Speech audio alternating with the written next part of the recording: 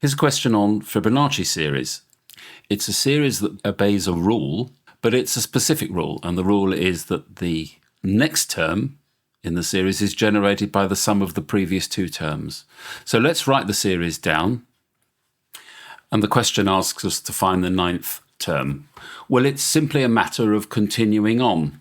The seventh term will be generated by adding 5 and 8, so we get 13. 8 and 13, 21. 13 and 21, 34.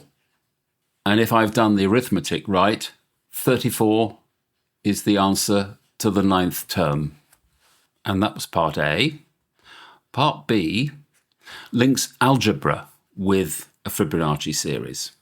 And they're saying the first three terms of a different Fibonacci series are A, B, A plus B. So let's write that down. 1, 2, 3.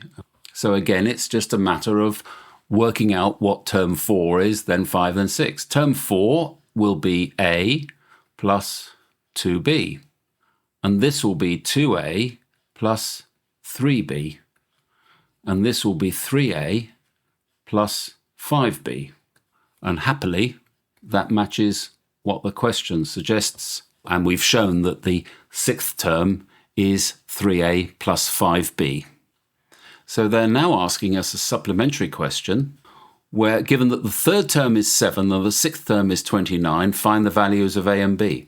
This is going to produce two simultaneous equations. They're going to be linear simultaneous equations, two equations, two unknowns. They are solvable. So we've just got to write the equations down. Well, we can solve these two simultaneous equations by either eliminating one of our variables here or just finding A in terms of the others. So A is equal to, the 7 hasn't moved, we subtract B from both sides, which turns up on the right-hand side as negative B. Then we put that result into equation 2 and work it out. The other way to do it is to multiply equation 1 by 3, which makes these two guys have the same coefficient.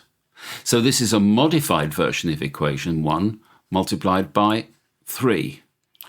And what we can do is we can now subtract our modified version from equation 2 and produce a result. 3A take away 3A is 0. That's after all what we planned. 5B take away 3B is positive 2B. And 29 take away 21 is 8. And hopefully you can see very easily that B is equal to 8 divided by 2, which is equal to 4. Not quite finished. All we've got to do is now find A, and A will come from equation 1. So we can say that A plus B we now know is 4 is equal to 7. So therefore, A is equal to 3. And those are your two answers.